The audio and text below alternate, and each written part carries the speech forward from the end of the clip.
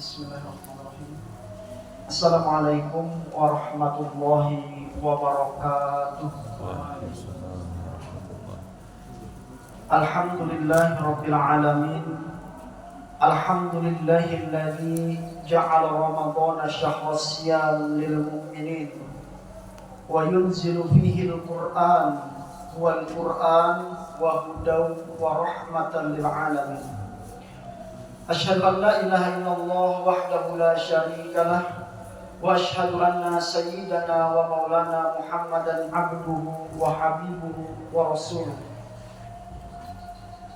Allahumma shalli ala Muhammad wa ala ali Muhammad kama shallaita ala Ibrahim wa ala ali Ibrahim innaka Hamidum Majid. Bapak-bapak, ibu-ibu, jamaah warga An-Najah, semoga Allah Subhanahu wa taala menerima amal ibadah yang kita lakukan di sepanjang Ramadan sejak awal sampai hari ini kita melaksanakan ibadah tersebut. Yang pertama, marilah kita bersama-sama mengucapkan kalimat syukur kepada Allah Subhanahu wa taala. Kalimat syukur tersebut Rasul Shallallahu Alaihi Wasallam ajarkan kepada setiap umatnya. Bahkan ketika kita bangun tidur, kita diajarkan oleh baginda Rasul Shallallahu Alaihi Wasallam untuk memulai hari dengan mengucap kalimat Alhamdulillah dalam bentuk doa, Alhamdulillahilladzi ahyana ba'dama amatana wa ilaihin nusyur. Kemudian kalimat syukur itu juga harus sepatutnya terus kita ucapkan di setiap hari kita, bahkan ketika di bulan suci Ramadan ini. Karena tidak sedikit orang yang mungkin kita kenal, bahkan atau saudara kita sendiri, keluarga kita sendiri yang lebih dahulu menghadap Allah Subhanahu wa taala belum mencicipi indahnya, nikmatnya beribadah di bulan suci Ramadan. Oleh karena itu, kita yang berada di sini bukan berarti Allah Subhanahu wa taala menginginkan kita umur yang panjang. Bukan berarti bisa peninggal umur yang ada saat ini Allah menginginkan kita untuk terus melakukan hal-hal kebodohan yang lain sebagainya. Bukan. Tetapi Allah Subhanahu wa taala menginginkan di setiap hembusan nafas yang kita lakukan itu merupakan ada istighfar, permohonan ampun di sana. Bapak-bapak, ibu-ibu, jamaah An-Najah yang dimuliakan Allah Subhanahu wa taala. Kita merupakan umat terbaik yang Allah Subhanahu wa taala lahirkan sepeninggal Rasul sallallahu alaihi wasallam. Kita adalah umat yang sangat beruntung. Di mana beruntungnya kita? Yang pertama, ketika kita memasuki bulan suci Ramadan, keistimewaan umat Rasulullah dibandingkan umat sebelum Rasulullah yaitu adanya pengampunan dosa. Di zaman umat yang lalu tidak ada amal ibadah yang berani menjamin akan menghapus seluruh dosa-dosa hambanya. Tetapi tatkala Rasul sallallahu alaihi wasallam bersabda, "Man qoma Ramadana imanan wa ihtisaban, ghufira lahu ma taqaddama min dhanbi." Barang siapa, kata baginda Rasul sallallahu alaihi wasallam, yang mampu beristiqomah mendirikan qiyam Ramadan atau bisa disebut dengan sholat tarawih, beristiqomah mengerjakannya, ikhlas bukan karena dikatakan ingin sebagai orang yang soleh, tetapi karena mengharapkan ampunan pahala dari Allah, menginginkan digugurkan dosa. Kalau pengerjaannya benar, tidak tergesa-gesa, ikhlas karena Allah, sejak balik sampai detik itu dia menunaikan ibadah qiyam Ramadan, Allah Subhanahu wa taala akan mengampuni seluruh dosa-dosanya yang telah lalu. Begitu pula ketika memasuki siangnya. Besok bulan puasa, kita menunaikan ibadah puasa.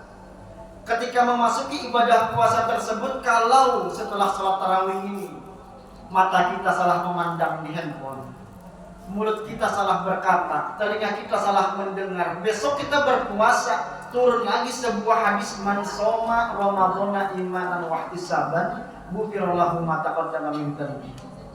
Kalau puasanya benar, dia menjaga pendengarannya, penglihatannya, mulutnya benar karena Allah Subhanahu wa taala akan ampuni dosa-dosanya sejak balik sampai detik itu dia mengerjakan.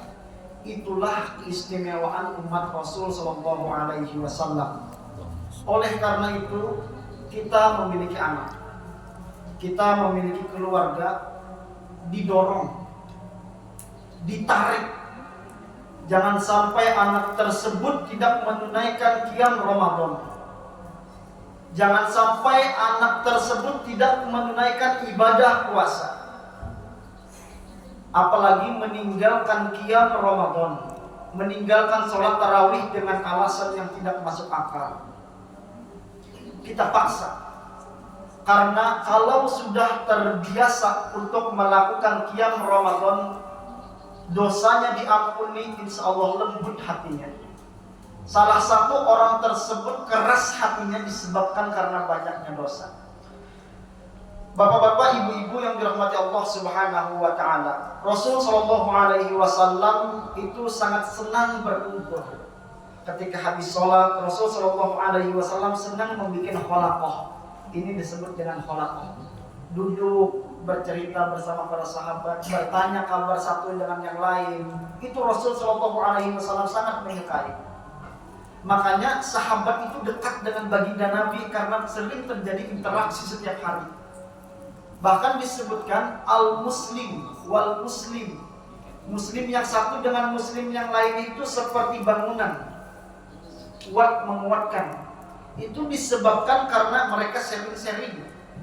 Mereka sering bercerita, bertukar pendapat. Itu yang disebut muslim yang saling kuat menguatkan.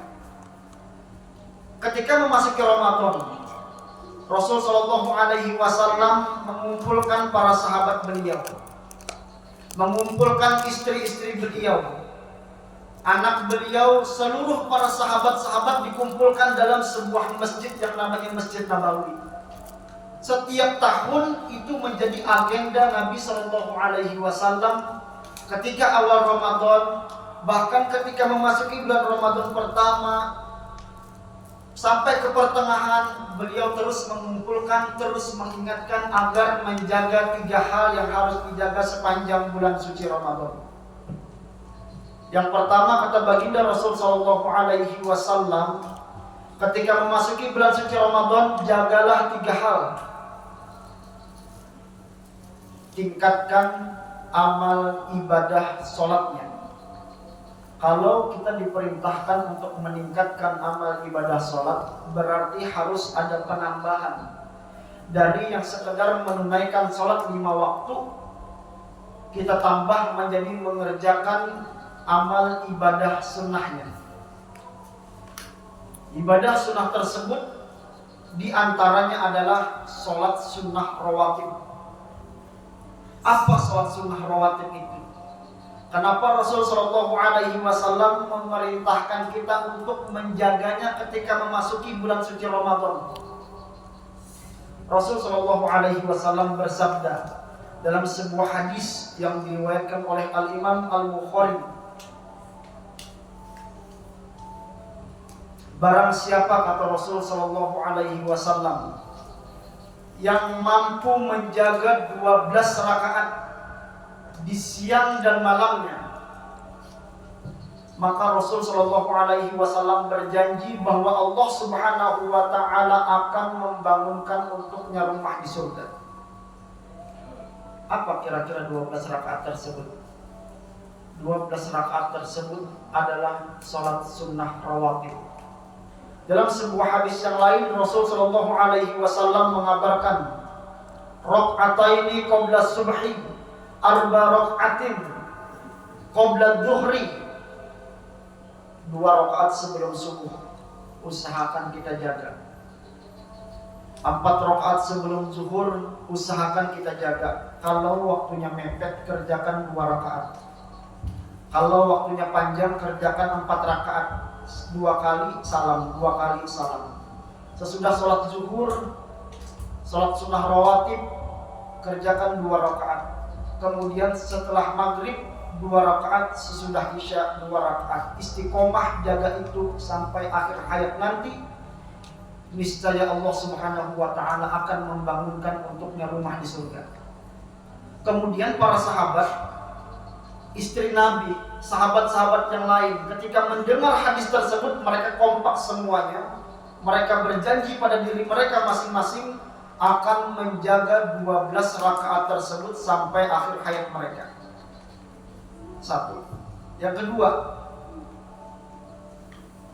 menjaga sholat duha. Duha dibagi 3 waktu. Duha yang pertama disebut dengan syuruk. Syuruk 1,5 jam, kurang lebih 1,5 jam setelah sholat subuh. Jadi setelah sholat subuh kita melakukan berjamaah, kemudian kita di masjid, kita pergi ke Masjid Al-Amin mendengarkan kajian, atau berdiam menetap di masjid di Langgar ini membaca Al-Quran, mendengar kajian, mendalami tafsir-tafsir Al-Quran sampai waktu syuruk itu masuk. Itu kita kerjakan 2 rakaat, itu disebut dengan awal duha. Keistimewaannya adalah Allah Subhanahu wa taala akan memberi ganjaran orang yang mengerjakan 2 rakaat di awal duha habis sholat subuh itu seperti orang yang menunaikan ibadah haji dan umroh sempurna. Duha yang kedua itu jam 8, jam 9, jam 10. Cara pengerjaannya boleh 2, boleh 4, boleh 8 rakaat. Apa keistimewaan duha di pertengahan waktu? Yang pertama, setiap anggota tubuh yang ada di tubuh kita itu terdapat 360 sendi. Di setiap sendi yang ada ini setiap hari harus bersedekah. Akan tetapi sedekah itu di setiap hari itu, di setiap tubuh, lipatan tubuh, sendi-sendi ini dapat kita salurkan dengan mendirikan 2 rakaat sholat duha di pertengahan waktu.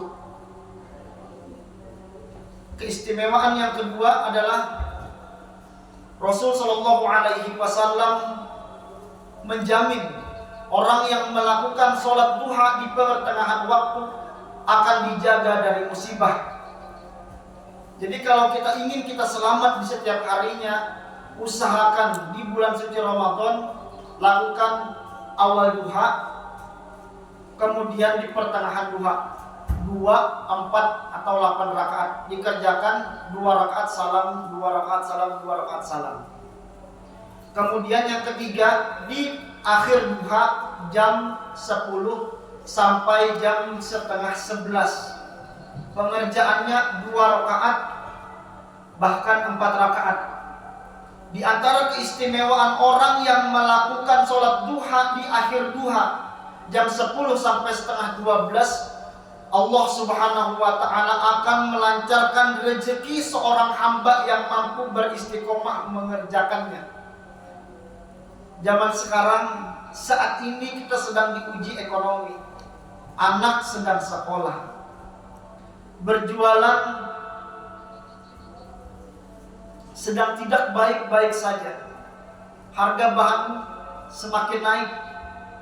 Kalau kita mengeluh dengan ekonomi, itu tidak keluar, tidak membantu mengeluarkan dari permasalahan. Tetapi bagaimana caranya? Istiqomahlah, lakukan 2 rakaat di akhir duha. Kalau kita mampu, insya Allah Allah Subhanahu wa taala akan mencukupi rezeki seorang hamba tersebut. Rezeki tidak selalu berbentuk uang. Ada orang yang banyak uang tetapi memiliki penyakit. Rezeki tidak harus berbentuk uang. Nikmat beribadah, kita mampu bersujud kepada Allah adalah rezeki yang diinginkan oleh orang-orang sakit yang saat ini terbaring di rumah sakit. Bapak-bapak, ibu-ibu yang dirahmati Allah Subhanahu wa taala. Yang kedua, pesan baginda Rasul sallallahu alaihi wasallam adalah memperbanyak berinteraksi dengan Al-Qur'an. Khususnya di bulan Ramadan ini. Kalau di luar bulan suci Ramadan, Rasul sallallahu alaihi wasallam bersabda, "Man qara'a harfan min kitabillah falahu asyru amsalihah." Barang siapa yang membaca Al-Qur'an, kata baginda Rasul sallallahu alaihi wasallam, maka setiap hurufnya itu mendapatkan 10 kebaikan. Tetapi pahala itu khusus di luar bulan suci Ramadan. Ketika memasuki bulan suci Ramadan, Allah Subhanahu wa taala melipat gandakan setiap bacaan, setiap huruf seorang yang dibacakan seorang hamba. Kalau di luar bulan suci Ramadan, setiap hurufnya itu alif lam mim, alif 10, lam 10, mim 10. Ketika memasuki bulan suci Ramadan, alif itu bisa bernilai 700 kali lipat lebih tinggi dibandingkan di luar bulan suci Ramadan. Itu keistimewaannya. Makanya jangan sampai ketika kita memasuki bulan suci Ramadan, Al-Quran yang kita miliki itu berdebu di atas lemari. Jangan sampai ketika memasuki bulan suci Ramadan tidak ada satu ayat pun yang kita baca. Jaga Al-Quran, baca dia. Semoga Allah Subhanahu wa ta'ala akan menjadikan Al-Quran tersebut sebagai syafaat untuk kita semua kelak di akhirat nanti. Dan yang terakhir, pesan baginda Rasul sallallahu alaihi wasallam adalah memperbanyak bersedekah. Terus kita berlomba-lomba untuk bersedekah di bulan suci Ramadan. Kalau ada rezeki lebih, sisihkan sebagian harta untuk membukakan orang yang berpuasa.